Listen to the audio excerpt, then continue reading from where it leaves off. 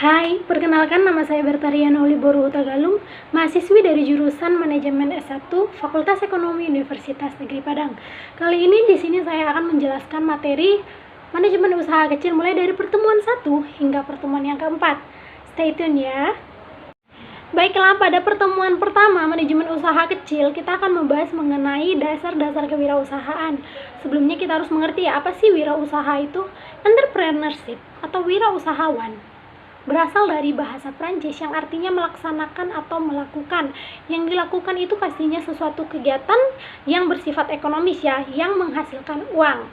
Selanjutnya, ada 10 kunci kualitas yang diperlukan pengusaha agar sukses. Beberapa diantaranya mungkin telah dimiliki dalam kepribadian beberapa orang ya, sedangkan yang lainnya harus terus-menerus dikembangkan. Yaitu yang pertama, pengetahuan khusus tentang bisnis yang dijalani. Yang kedua, percaya diri, karena seorang wirausahaan itu harus mempunyai kepercayaan diri untuk menciptakan suatu produk. Yang ketiga, keuletan, harus gigih banget ya mengerjakan usahanya. Yang keempat, motivasi yang tepat, harus memiliki motivasi nih untuk membangun suatu usaha biar kita terus semangat dan semangat terus.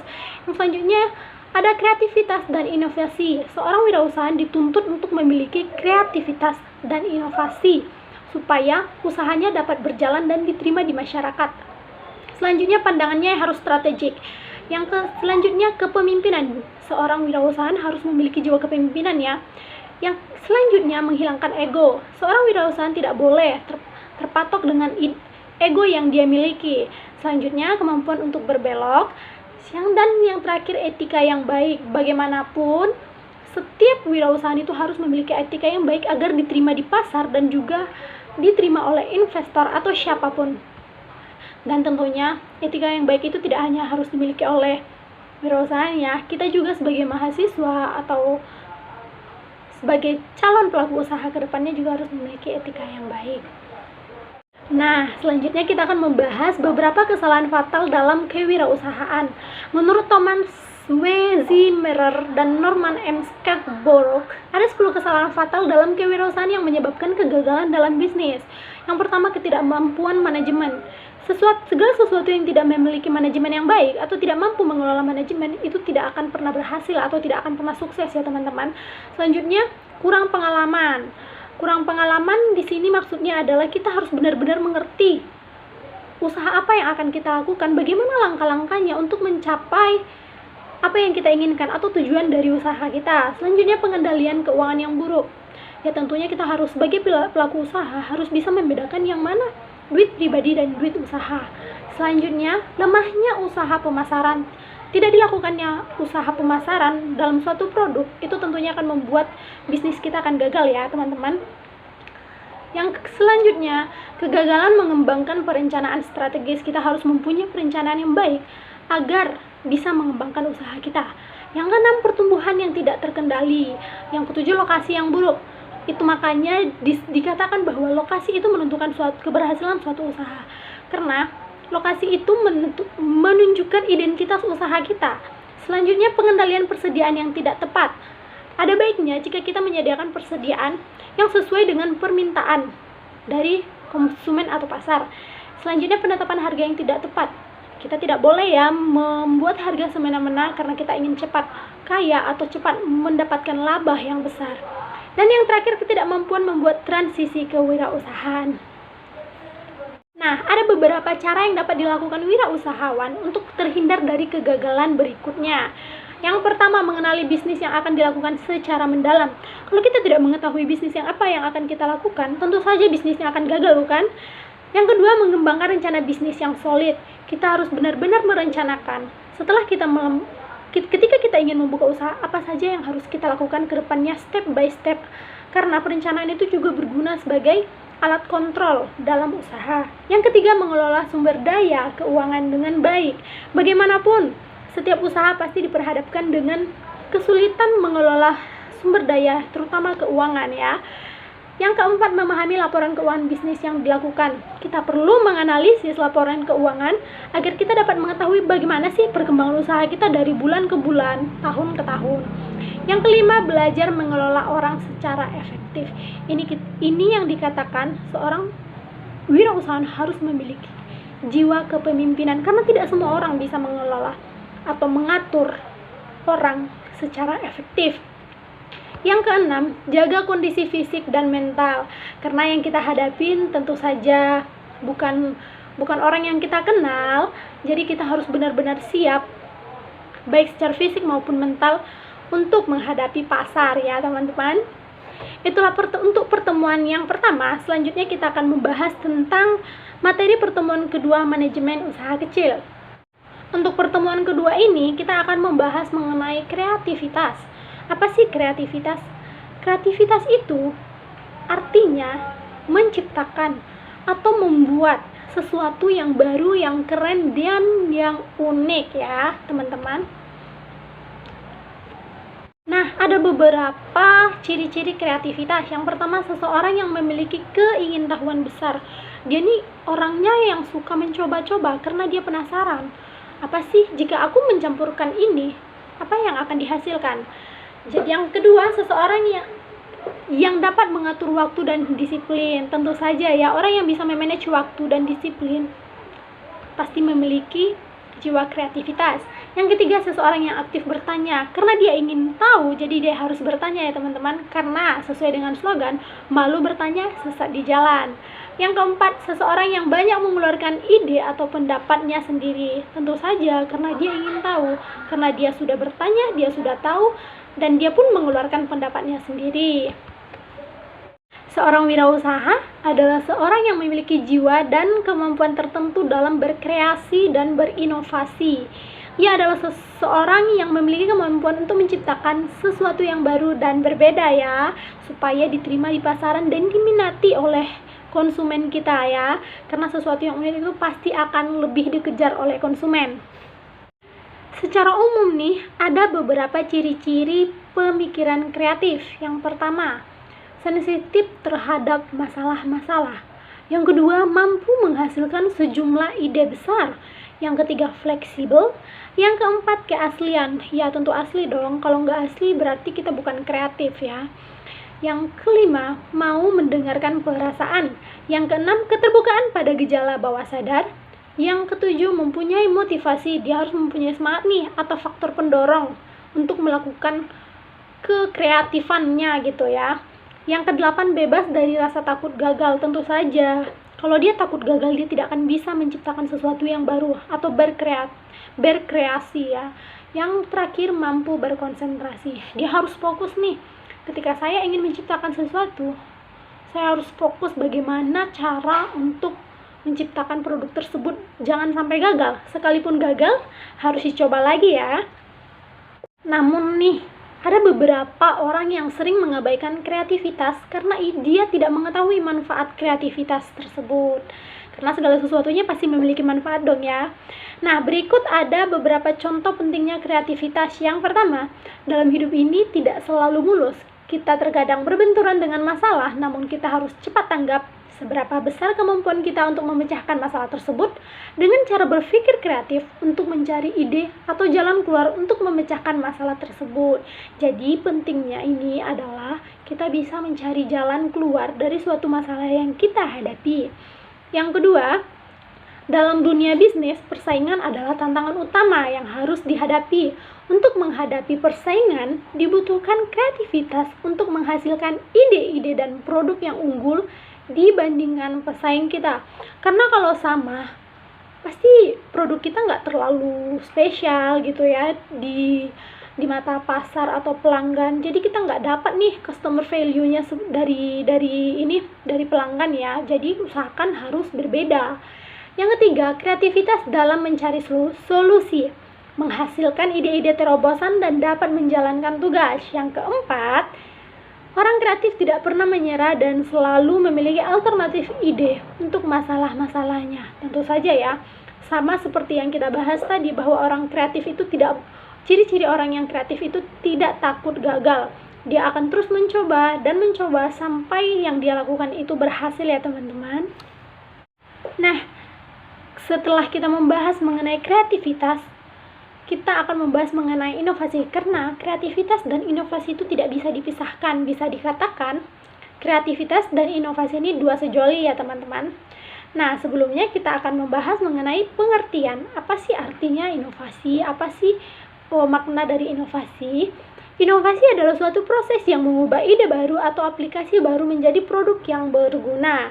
Dengan kata lain ya, inovasi ini proses mengubah peluang menjadi gagasan atau ide-ide yang rumit. Bahkan inovasi berasal dari ide-ide yang sepele dan sejenis saja, asal merupakan yang baru dan baik dari yang telah ada. Artinya, inovasi ini juga sama dengan memodifikasi ya. Dia sudah ada tapi diperbaharui lagi menjadi lebih baik lagi, lebih bernilai lagi ya teman-teman. Sama seperti kreativitas, inovasi juga memiliki beberapa ciri-ciri. Yang pertama, memiliki kekhasan atau khusus. Artinya, suatu inovasi memiliki ciri yang khas dalam arti ide, program, tatanan, sistem termasuk kemungkinan hasil yang diharapkan. Yang kedua, memiliki ciri atau unsur kebaruan. Dalam arti, suatu inovasi harus memiliki karakteristik sebuah karya dan buah pemikiran yang memiliki kadar orisinilitas dan kebaruan. Yang ketiga, program inovasi dilaksanakan melalui program yang terencana. Berarti sudah direncanakan ya dari awal, dalam arti bahwa suatu inovasi dilakukan melalui suatu proses yang tidak tergesa-gesa karena dia sudah direncanakan. Namun keinovasian dipersiapkan secara matang dengan program yang jelas dan direncanakan terlebih dahulu. Yang terakhir, inovasi yang digulirkan memiliki tujuan. Program inovasi yang dilakukan harus memiliki arah yang ingin dicapai nih, termasuk arah dan strategi untuk mencapai tujuan tersebut. Jadi ketika kita ingin menciptakan sesuatu yang baru, kita harus merencanakan, kita mau buat apa nih? Bagaimana nih caranya? Setelah itu cara memasarkannya seperti apa? Setelah kita memasarkan, kira-kira berapa buah nih yang harus kita jual? Kita harus merencanakan secara matang agar inovasi tersebut tidak sia-sia ya teman-teman. Karena inovasi bukan hanya menciptakan sesuatu yang baru, namun juga memiliki karakteristik tertentu sehingga suatu produk layanan atau proses merupakan dapat dikatakan sebagai inovasi. Jadi kalau dia tidak memiliki karakteristik tertentu, tidak bisa dikatakan suatu inovasi ya. Lalu, apa nih yang disebut dengan karakteristik inovasi? Menurut Roger pada tahun 1983, ada 5 karakteristik inovasi. Yang pertama, keunggulan relatif atau relative advantage. Keunggulan relatif adalah derajat di mana suatu inovasi dianggap lebih baik atau unggul dari yang pernah ada. Hal ini dapat diukur dari beberapa segi seperti ekonomi, prestis sosial, kenyamanan, dan segi kepuasan. Yang kedua, kompatibilitas atau compatibility. Kompatibilitas adalah derajat di mana inovasi tersebut dianggap konsisten dengan nilai-nilai yang berlaku, pengalaman masa lalu, kebutuhan pengadopsi. Sebagai contoh, jika suatu inovasi atau ide baru tertentu tidak sesuai dengan nilai dan norma yang berlaku, inovasi itu tidak dapat diadopsi dengan mudah. Yang ketiga, kerumitan atau complexibility. Kalau nggak rumit nggak inovasi ya. Jadi kerumitan adalah derajat di mana inovasi dianggap sebagai sesuatu yang sulit untuk dipahami dan digunakan. Beberapa inovasi tertentu ada yang dengan mudah dapat dimengerti dan digunakan oleh pengadopsi, dan ada pula yang sebaliknya, semakin mudah dipahami oleh pengadopsi, semakin cepat suatu inovasi dapat diterima. Dan yang keempat, ada kemampuan diuji cobakan atau trialability. Kemampuan untuk diuji cobakan adalah derajat di mana suatu inovasi dapat diuji coba batas tertentu. Suatu inovasi yang dapat diuji cobakan dalam setting sesungguhnya umumnya akan lebih cepat diadopsi. Jadi, agar dapat dengan cepat diadopsi, suatu inovasi harus mampu mengemukakan keunggulannya ya atau kelebihannya. Yang terakhir, kemampuan untuk diamati atau observability. Kemampuan untuk diamati adalah derajat di mana hasil suatu inovasi dapat dilihat orang lain. Semakin mudah seseorang melihat hasil dari suatu inovasi itu, semakin besar kemungkinan orang atau kelompok orang tersebut mengadopsinya. Selanjutnya, kita akan membahas mengenai prinsip-prinsip inovasi. Ada beberapa nih prinsip-prinsip inovasi yang terdiri dari yang pertama, prinsip keharusan. Prinsip keharusan ini mencakup atau meliputi keharusan menganalisis peluang, keharusan memperluas wawasan, keharusan untuk bertindak efektif, dan keharusan untuk tidak berpikir muluk. Yang kedua, prinsip larangan. Prinsip larangan ini meliputi larangan untuk berlagak pintar, nggak boleh sok pintar ya, atau pengen menang sendiri, itu nggak boleh. Yang kedua, larangan untuk rakus. Memiliki sifat tamak itu tidak baik ya, baik dalam usaha atau apapun. Yang ketiga, larangan untuk berpikir terlalu jauh ke depan.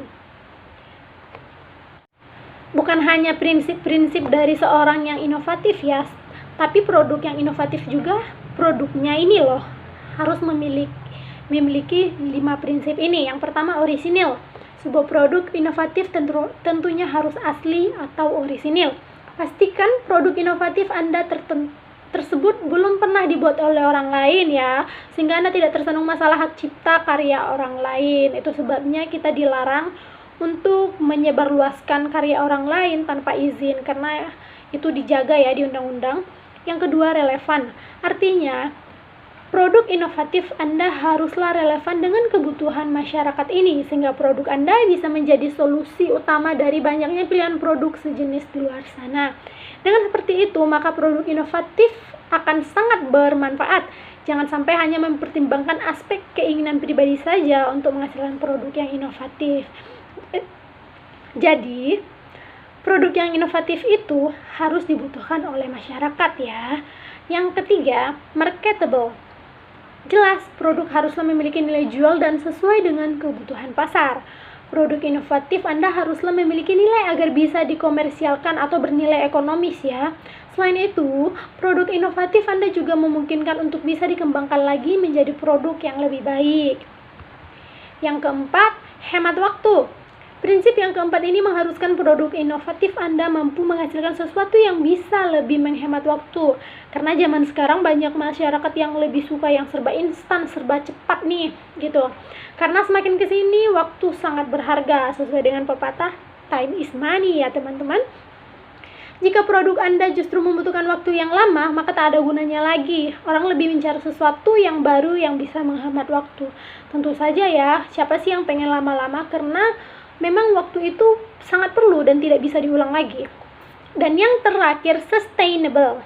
Pastikan jika akan membuat produk inovatif harus memiliki manfaat jangka panjang. Jangan cuma dipakai sekali, sudah tidak bisa digunakan lagi atau tidak bermanfaat lagi. Tidak hanya manfaat, tetapi juga berfungsi dalam waktu yang sangat lama, bisa dipakai berulang-ulang kali nih.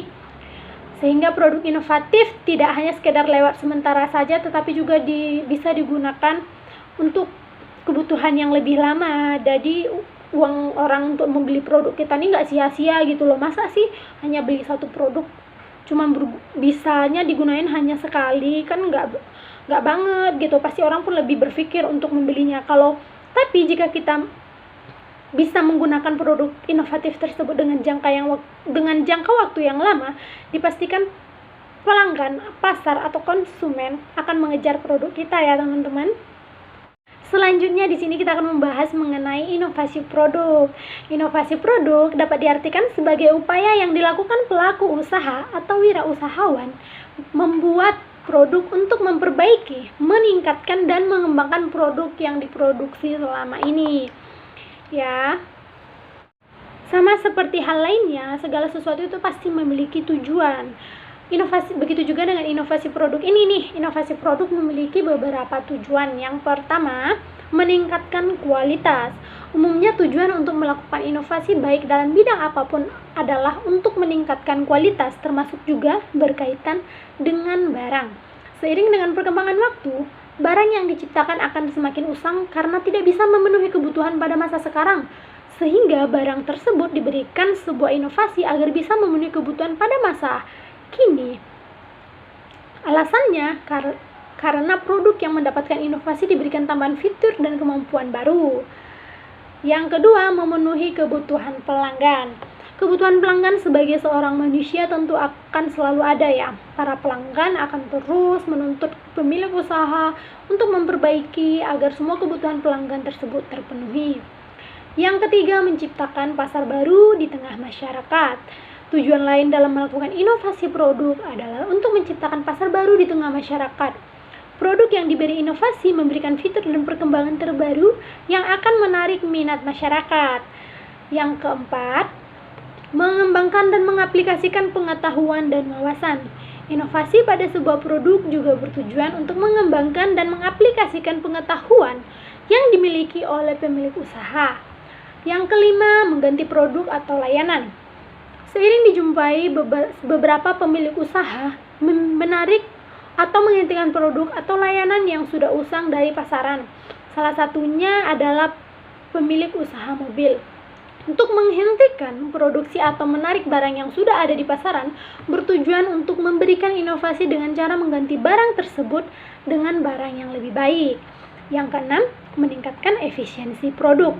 Inovasi pada sebuah produk juga bertujuan untuk meningkatkan efisiensinya. Barang yang mengalami inovasi akan dapat melakukan tugasnya dengan tepat sasaran tanpa perlu membuang waktu yang lebih banyak. Sama halnya pada produk berupa aplikasi layanan antarjemput nih, yang tren sekarang ya. Pada aplikasi tersebut yang semula hanya bisa digunakan untuk memesan layanan antarjemput, kini berkembang dengan pesat seperti bisa membelikan kita barang seperti GoFood, atau ketika kita ingin mengirimkan barang yang ada di depan kita ke orang lain, kita bisa menggunakan GoSend ya, seperti itu. Dan yang terakhir nih, membahas mengenai kreativitas dan inovasi. Di sini ada 5 alasan penting inovasi dalam berbisnis atau berwirausaha. Yang pertama, persaingan bisnisnya yang ketat. Dunia bisnis tak ubahnya seperti ajang kompetisi. Mereka yang tidak mampu melakukan inovasi dalam berbisnis tentu saja harus bersiap tersisih dari panggung persaingan, karena sama seperti kompetisi ya, ada yang menang dan ada yang kalah. Yang menang akan bertahan dan yang kalah akan keluar. Yang kedua, menarik minat konsumen. Pembeli adalah raja, begitu kata pepatah ya.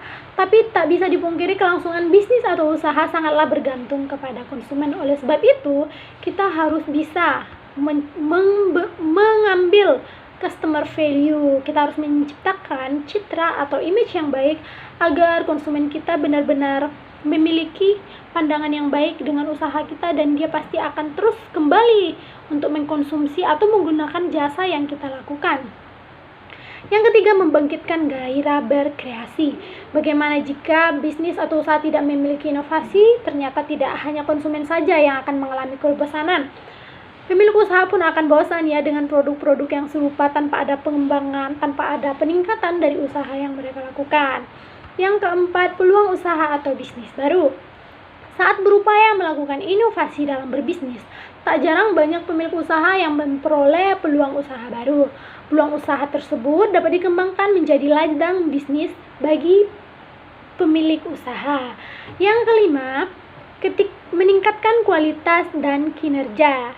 Ketika melakukan inovasi dalam berbisnis, pemilik usaha secara tidak langsung telah melakukan proses pembelajaran untuk memahami bagaimana cara mengembangkan suatu usaha.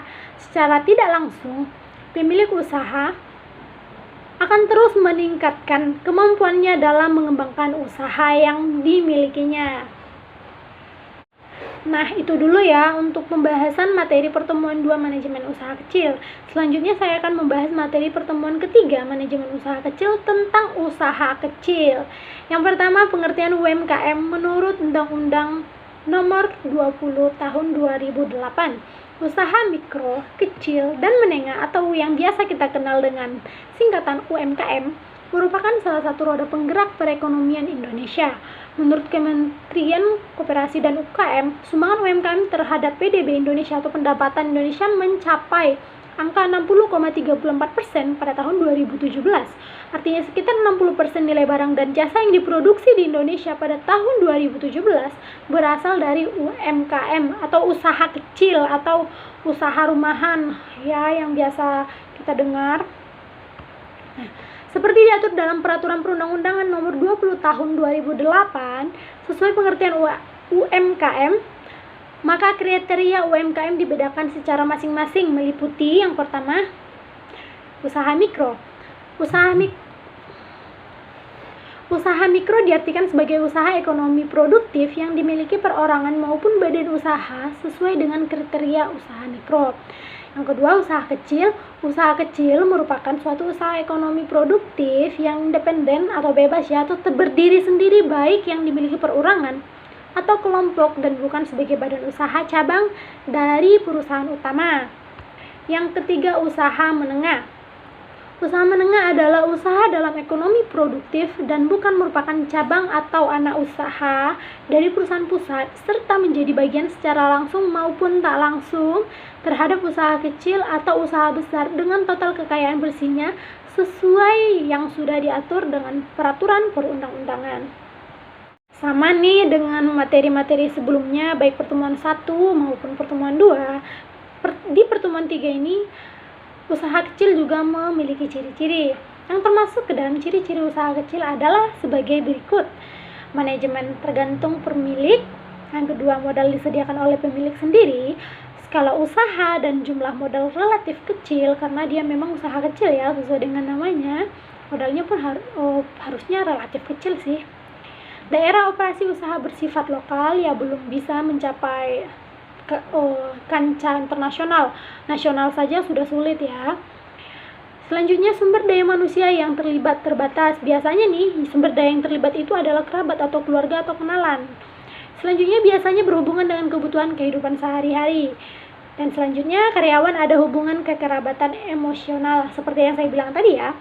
Selanjutnya, mayoritas karyawan berasal dari kalangan yang tidak mampu secara ekonomis, dan biasanya juga nih bekerja dalam usaha kecil itu bukan tenaga ahli ya teman-teman, tapi ya bisa dilatih lah ya. Yang selanjutnya saya akan bahas mengenai kelebihan usaha kecil. Sama seperti yang lainnya, segala sesuatu pasti memiliki kelebihan atau kekurangan negatif atau positif. Di sini kelebihan usaha kecil adalah yang pertama, usaha milik pribadi. Yang kedua, motivasi yang lebih tinggi karena kita nih sendiri ya, motivasinya tuh lebih menggebu-gebu gitu loh, karena aku pengen sukses begitu. Yang ketiga, fleksibilitas yang tinggi karena dia hanya melibatkan beberapa orang ya, jadi fleksibel gitu. Kecuali seperti organisasi besar itu melibatkan orang-orang penting yang tentunya tidak akan fleksibel. Yang keempat, minim birokrasi. Yang kelima, melayani pasar lokal atau domestik karena sesuai yang tadi, sesuai ciri-cirinya, dia ini hanya memproduksi barang-barang yang dibutuhkan masyarakat yang ada di daerah sekitar.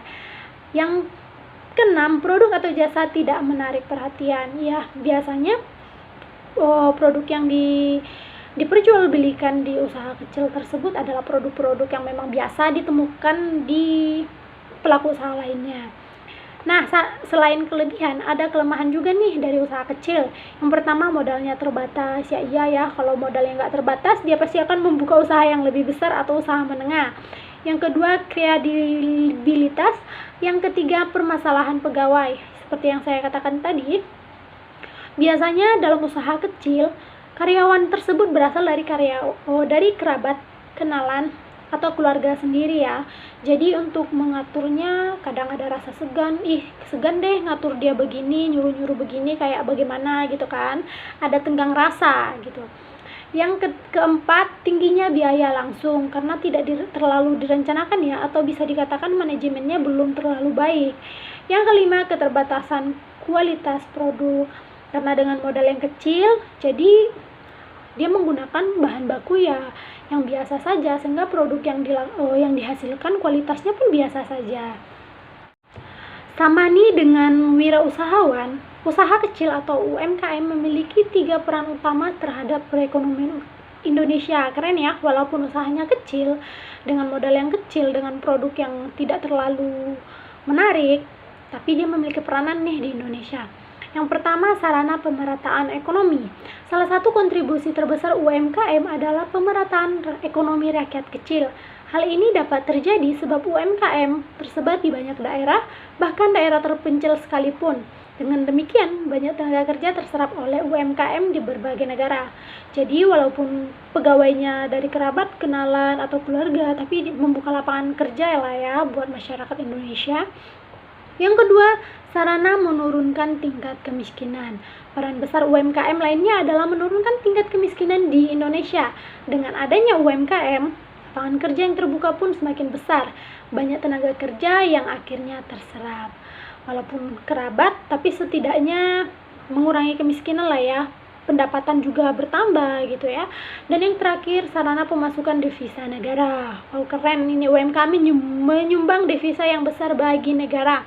UMKM menambah devisa negara dalam bentuk penerimaan ekspor sebesar 27.700 miliar dan menciptakan peranan 4,86% terhadap total ekspor. Nah, dengan banyaknya nih masyarakat atau pemuda-pemudi Indonesia yang berbondong-bondong untuk membuka usaha kecil atau UMKM, pasti mereka memiliki beberapa alasan ya, karena nggak mungkin dia melakukan sesuatu tanpa alasan. Nah, berikut beberapa alasan orang tertarik mendirikan usaha kecil atau UMKM.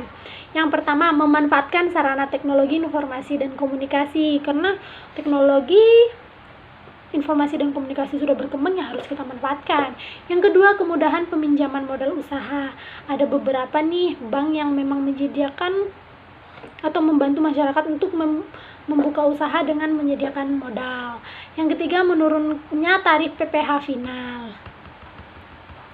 Selanjutnya ada 7 cara memulai usaha dari kecil yang penting diperhatikan demi kesuksesan usaha tersebut. Yang pertama, memastikan ide. Yang kedua, melakukan riset sebelum memulai usaha. Yang ketiga, mengerti segala masukan. 4, buat rencana usaha. Yang kelima, buatlah yang sederhana. Yang keenam, lakukan secara bertahap. Dan yang terakhir, percaya diri terhadap bisnis yang telah dimulai. Nah, untuk beberapa yang belum mengerti tentang usaha kecil atau UMKM pasti penasaran ya, gimana sih bentuk UMKM itu, atau usaha apa sih yang disebut dengan UMKM atau usaha kecil? Nah, berikut contoh usaha kecil yang ada di Indonesia. Yang pertama, bisnis dropshipper atau reseller. Contoh yang pertama ini adalah bisnis online di mana Anda sebagai perantara dalam menjual suatu produk kepada pembeli. Jadi bisa dibilang dropship ini tidak memiliki stok barang, hanya sebagai agen perantara untuk mendapatkan sebuah produk dari supplier atau distributor. Sedangkan reseller adalah agen atau pelaku yang menjual kembali produk yang dibeli dari supplier atau distributor. Jadi dropshipper ini berbeda dengan reseller ya. Kalau reseller ini dia membeli dan menjual kembali, sedangkan dropshipper dia ini sebagai perantara. Jadi dia tidak perlu membeli barang, dia hanya mempertemukan distributor supplier dengan pembeli. Yang kedua, usaha thrift shop atau jual pakaian bekas. Walaupun pakaian bekas, tapi tidak mungkin ya kualitasnya buruk, karena biasanya usaha thrift shop atau jual pakaian bekas ini berasal dari produk-produk yang bermerek, misalnya seperti Uniqlo, Zara, Guess, Adidas, dan banyak yang lainnya ya. Selalu walaupun sering dianggap remeh, pakaian bekas juga bisa menghasilkan uang yang tidak sedikit karena memang peminatnya banyak. Yang ketiga, laundry kiloan. Contoh usaha kecil-kecilan berikutnya ini adalah laundry kiloan. Karena tidak dapat dipungkiri, mencuci merupakan kegiatan yang menguras banyak tenaga. Sedangkan kebanyakan orang pada saat ini memiliki kesibukannya sendiri sehingga tidak memiliki waktu nih untuk mencuci pakaiannya. Sekalipun dia memiliki waktu untuk mencuci pakaiannya, tapi dia kan capek habis kerja. Yang keempat, bisnis kuliner homemade. Bisnis kuliner masih memiliki daya tarik tersendiri di dunia perbisnisan, karena bisa dikatakan bisnis kuliner ini tidak akan pernah mati, karena setiap orang butuh makanan dan pengen makan. Kalau nggak makan ya gimana? Tidak sedikit orang sekarang ini memulai bisnis dari dunia kuliner. Buat yang memiliki keahlian dalam bidang masak, ini merupakan ide bisnis yang cocok ya, karena jika kita melakukan sesuatu yang sesuai dengan hobi kita, kita pasti tidak akan terbebani. Yang kelima, kreasi mahar, hantaran, dan souvenir nikah. Nah, ini nih membutuhkan kreativitas agar produk yang dia tawarkan menarik bagi pelanggannya. Mempersiapkan acara pernikahan bukanlah perkara yang mudah, apalagi saat ini banyak sekali hal-hal yang perlu dipersiapkan untuk mengadakan sebuah acara pernikahan. Dari persiapan lamaran hingga acara resepsi, banyak sekali hal-hal dari yang kecil hingga besar yang dipersiapkan. Salah satu hal kecil yang perlu dipersiapkan adalah hantaran, mahar, dan souvenir pernikahan. Nah, Seperti yang saya katakan, tidak semua orang mempunyai jiwa yang kreatif dan inovatif. Jadi, oleh sebab itulah di sini dibutuhkan satu orang yang memiliki kreativitas dan inovasi yang tinggi untuk membantu orang-orang yang tidak kreatif ini loh. Nah, itu saja nih pembahasan kita untuk materi pertemuan ketiga ya. Selanjutnya kita akan masuk ke materi pertemuan keempat, manajemen usaha kecil. Di pertemuan keempat ini kita akan membahas mengenai usaha kecil menengah di atas usaha kecil ya. Jadi, kita akan membahas mengenai kelebihan usaha kecil menengah. Dengan fleksibilitas dan ukurannya yang kecil, usaha kecil menengah mempunyai banyak keunggulan dalam menjalankan usahanya, terutama dari segi pembentukan dan operasional. Berikut beberapa kelebihan yang dimiliki dari bisnis usaha kecil menengah. Yang pertama, kecepatan inovasi. Kekuatan lainnya dalam menjalankan bisnis UKM adalah tidak adanya hierarki dan kontrol yang terlalu kaku seperti perusahaan besar, kebanyakan di mana membuat para pekerjanya memiliki gerak yang lebih luas dan dapat menyumbangkan ide mereka. Jadi, dengan walaupun usaha kita kecil, tapi itu membuka peluang bagi karyawan kita untuk mengeluarkan ide-idenya supaya usaha kita ini lebih berkembang dan lebih maju. Yang kedua, menciptakan lapangan kerja. Pemilik bukanlah satu-satunya yang mendapatkan keuntungan dalam membangun usaha kecil menengah. Pemerintah dan masyarakat pun juga banyak diuntungkan dari usaha ini. Karena dengan banyaknya usaha kecil menengah yang tumbuh di Indonesia, semakin banyak lapangan pekerjaan yang tercipta dan juga peningkatan penghasilan dalam negeri. Maka dari itu tidak heran usaha kecil menengah menjadi salah satu kekuatan penggerak roda perekonomian di Indonesia. Yang ketiga, fokus dalam satu bidang. Biasanya usaha kecil ini hanya memproduksi beberapa produk saja atau satu produk saja ya, tapi dia benar-benar mendalaminya. Yang keempat, kebebasan menentukan harga ya, karena dia tidak terikat oleh aturan seperti usaha yang besar. Yang kelima, fleksibilitas operasional. Keenam, biaya operasional yang rendah. Sesuai dengan modalnya yang rendah, biaya operasional itu tentu saja rendah karena produk yang diproduksi pun tidak terlalu produk yang wow ya, biasanya hanya produk yang dibutuhkan untuk kebutuhan sehari-hari. Adapun kekurangan usaha kecil menengah yaitu sedikitnya anggaran dan pembiayaan ya, karena memang kita memiliki keterbatasan modal, tentu saja anggarannya dan pembiayaannya juga kecil ya. Yang kedua, waktu yang singkat untuk melengkapi kebutuhan. Yang ketiga, manajemen karyawannya kurang baik karena seperti tadi yang kayak saya katakan, biasanya dalam usaha kecil menengah ini menggunakan tenaga kerja dari kenalan atau kerabatnya atau bahkan keluarga intinya, sehingga untuk menyuruh atau mengatur karyawan tuh ada rasa-rasa segan gitu loh.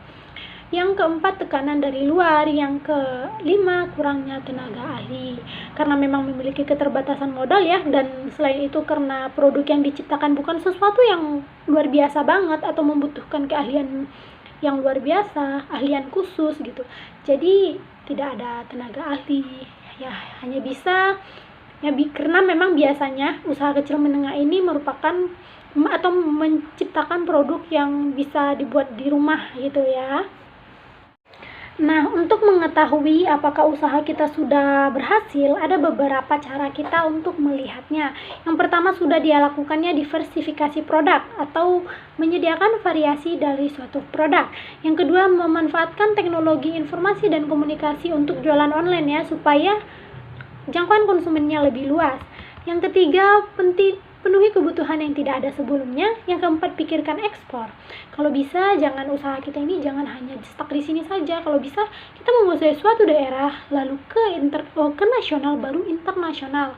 Yang kelima, buat produk Anda berlisensi supaya bisa dapat cuan tanpa harus membuka banyak cabang, tapi kita bisa menjual merek kita yang kita miliki ya. Yang keenam, menerapkan sistem franchise. Yang ketujuh, bisnis white label. Nah, itu saja nih materi untuk pertemuan keempat. Saya Bertariana Luli, terima kasih.